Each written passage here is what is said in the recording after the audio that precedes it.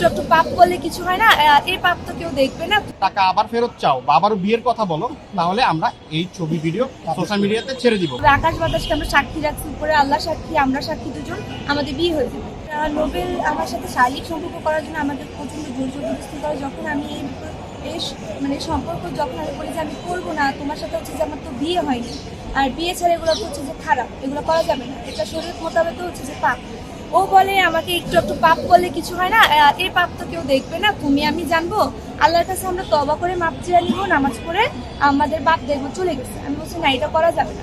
তাহলে বলছে আসো তাহলে আমি তোমার বিয়ে করি, মুখে মুখে কুলিমা পড়ো আমার সাথে কুলিমা পড়লে আমাদের বিয়ে হয়ে যাবে। তাই আমি বলছি এভাবে তো বিয়ে হয় না, বিয়ে করতে গেলে তো কাজী লাগে, সাক্ষী লাগে, আর হুজুর লাগে, এভাবে তো নোবেল বিয়ে হয় না। বলছে না, এভাবে বিয়ে হবে, আকাশ বাতাসকে আমরা সাক্ষী রাখছি, উপরে আল্লাহ সাক্ষী, আমরা সাক্ষী, দুজন আমাদের বিয়ে হয়ে যাবে।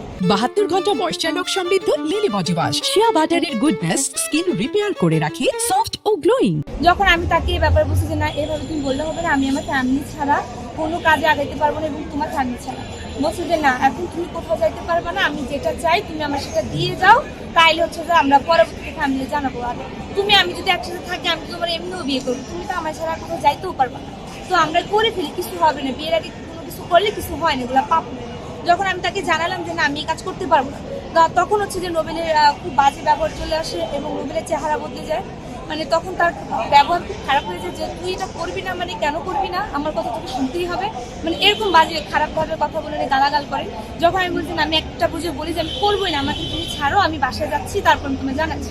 তারপর হচ্ছে যে নোবেলে মারধর করা হয়, মারধর করে আমাকে বলতেছে না, তুমি এখন বাসায় যেতে পারবে না, তো তুমি আমার এখানেই থাকতে হবে, তোমার আমি বাসায় যেতে দিব না।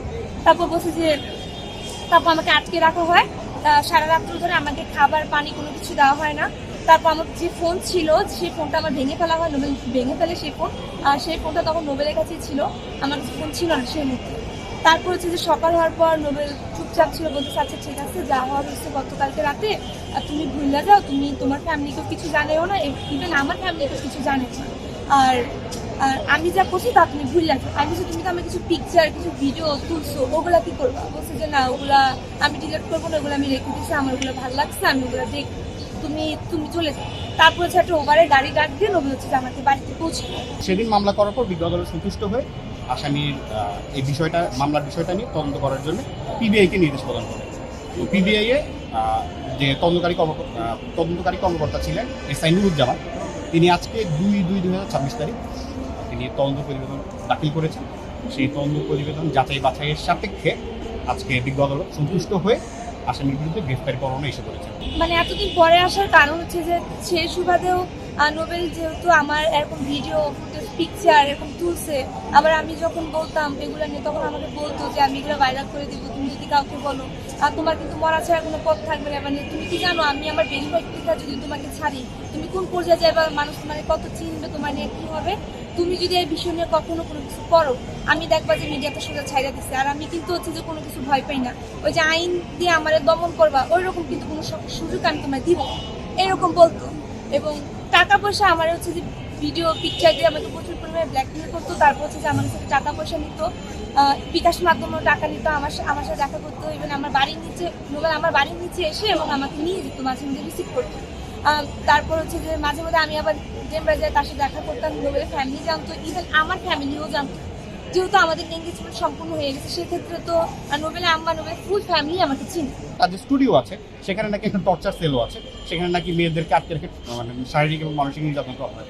সেখানে বাদিনীকে একদিন আটকে রাখা হয়েছিল, তাকে জোরপূর্বক তার সাথে শারীরিক সম্পর্ক স্থাপনের চেষ্টা করা হয়েছে, কিন্তু বাদিনী সেখানে সম্মতি না দেয় আসামি তাকে বাজেভাবে শারীরিকভাবে আর কি বিপর্যস্ত করে, বিভিন্ন ছবি তোলে, তার জামা কাপড় মানে বিচ্ছিন্ন করা সহ নানা বাজে ছবি বা ভিডিও ধারণ করে তার ফোনের মধ্যে। তো এটা 2024 সালে তিনি যখন করেন, তখন তিনি যে ফোনটা ব্যবহার করতেন, এই ফোনটা এখন পিবিআই তার থেকে জব্দ করতে পারেন নাই। নোবেলের সাথে আমি শারীরিক সম্পর্ক করার কখনোই আমার ইচ্ছে ছিল না। আমি যদি করার ইচ্ছে থাকতো তাহলে আমি অনেক বছর আগেই করতাম।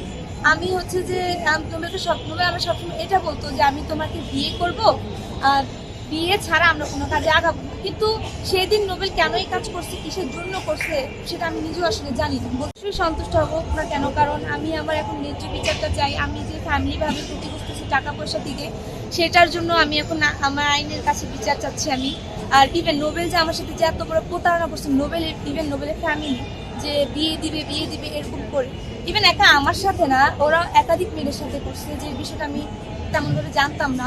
নোবেলের আম্মা পরবর্তীতে আমাকে যখন এই বিষয়টা জানায় যে পুরুষ হচ্ছে বহুগামী, নোবেলের আম্মা আমাকে বলতো পুরুষ হচ্ছে বহুগামী, তুমি যদি নোবেলকে এখন এই বিষয়ে যদি বাধা দাও তুমি কিন্তু জাহান্নামে যাবে। আর এগুলা বাধা দেয় নাকি? নবী রাসূলরা তুমি দেখো না এই যে বিয়ে করতো, কত কি করতো, তাদের স্ত্রী কখনো বাধা দেয়নি, তুমি কেন বাধা দিতে, তুমি কেন বাধা দিতে যাও? আর তুমি বাধা দেওয়া তোমার দরকার নেই। আর সর্বমোট মিলিয়ে আমার হচ্ছে যে 20 লক্ষ টাকা ক্ষতিগ্রস্ত হয়েছে আমি, আর আমার মামলাতে প্রমাণিত হয়েছে 13,18,560 টাকা, 540 টাকা। পিবিআই তাদের যথাযথ চেষ্টা করেছেন, তারা আসামিকে কল দিয়ে ডেকেছেন, নোটিশ দিয়েছেন, কিন্তু আসামির মা নাজমা বেগম, তারাও আসামি, তার ওয়াইফ ইসরাত জাহান প্রিয়া এবং তাদের ম্যানেজার মাসুদ রানা, সৌমিক, তারা কেউই কিন্তু তাদের এই নোটিশে রিপ্লাই দেয় নাই, আসে নাই। বারবার যোগাযোগের চেষ্টা করেছেন, এটা তদন্ত প্রতিবেদনও আছে, কিন্তু তাদের যোগাযোগের চেষ্টা পরও তারা এসে দেখা করেনি। উচ্চ আদালতে তো আসলে যাওয়ার প্রয়োজন নাই, এখানে আমরা চাইলে আজকেই একটা নার্জি পিটিশন দিতে পারতাম। আমরা একটা নার্জি পিটিশন দিয়ে চাইলে পুনর্তদন্তের একটা আবেদন দিতাম, হয়তো বা এর মামলাটা সিআইডিতে যাইতো বা অন্য কোনো তদন্তকারী কর্মকর্তার কাছে, এটা আবার নতুন পুনরায় তদন্তের জন্য দিত। কিন্তু আমরা এখন চিন্তা করে দেখছি যে যেহেতু ফোনটা আরো 1.5 বছর আগের ফোন, এই ফোনটা সে কি তার কাছে এখনো আছে কিনা এই ব্যাপারে তদন্তকারী কর্মকর্তা মানে কোনো উল্লেখ করেন নাই। এছাড়াও আরেকটা বিষয়, এখন সে যদি সেই ভিডিও ক্লিপ, ছবি তার অন্য কোনো ডিভাইসে সে যদি সংরক্ষিত করে সে যদি ওই ফোনে দেখায় যে নাই, তাহলে তো আমরা এটা প্রমাণ করতে পারবো না আসলে। তো আমাদের কাছে মনে হয়েছে যে আপাতত যেহেতু তার বিরুদ্ধে 406, 420, 417তেই তার বিরুদ্ধে সত্যতা পাওয়া গেছে, এটা নিয়ে আমরা প্রসিড করতে চেয়েছি। আমি 5 জনের বিরুদ্ধে মামলা করেছি। প্রথম আসামি হচ্ছে নোবেল, তার বর্তমান স্ত্রী যিনি কিনা নোবেলকে রেপ কেস করেছিলেন তিনি, ইভেন হচ্ছে যে নোবেলের অ্যাসিস্ট্যান্ট মাসুদ রানা, নোবেলের আম্মা নাজমুল হোসেন এবং শাহরিয়ার সৌমি। আমি আইনিভাবে তাদের হচ্ছে যে বিচার চাই, আমার ন্যায় বিচার, যেটা কেনই বা তারা এরকম অপরাধগুলো করছেন মানুষের সাথে, আমাদের মতো মেয়েদের সাথে, এই যে বিয়ে করবে বলে যেভাবে যে টাকাগুলো নিচ্ছে, কেন তারা এসব বিষয়গুলো করছে? ইভেন এখন আমি চিনি, পরবর্তীতে যখন আমি জানতে পারছি তাদের সাথেও আমার এর আগে কথা হয়েছিল, আমাকে বলছিল যে নোবেল এরকম করছে, মানে এটা আমি বিষয়টা অনেক পরে জানতে পারি, মামলা করার পরবর্তীতে। তখন হচ্ছে জানতে পারি যে নোবেল একাধিক মেয়েদের সাথে কাজ করতো, বিভিন্ন মেয়েদের সাথে চলাচল করতো, উঠাবসা এবং মেলামেশা করতো নোবেল। পরবর্তীতে নোবেলের আম্মাও আমাকে এটা বলছে একবার শেষের দিকে, যে নোবেল তো এরকম সেরকম করে, এখন এটা নিয়ে তুমি হচ্ছে ভেবে লাভ নেই। আর পুরুষ হচ্ছে বহুগামী, এরা এগুলো করবে। আমার ক্লায়েন্টকে ব্ল্যাকমেল করা হয়েছে, বলা হয়েছে যে যদি তুমি টাকা আবার ফেরত চাও বা আবারও বিয়ের কথা বলো, তাহলে আমরা এই ছবি ভিডিও সোশ্যাল মিডিয়াতে ছেড়ে দিব বা পাবলিশ করে দিব। এই হুমকি যেহেতু দেওয়া হয়েছে, এখন যদি পরবর্তীতে আমার ক্লায়েন্টের কোনো ধরনের কোনো ছবি বা ভিডিও কোথাও যদি ছড়িয়ে পড়ে, স্বাভাবিকভাবেই দোষটা মানে রেসপন্সিবল হবে আসামি নোবেল এবং তার পরিবার, কারণ তারাই আমাদেরকে অলরেডি থ্রেট দিয়েছে, এই বিষয়ে আমরা কিন্তু মামলা করেছি।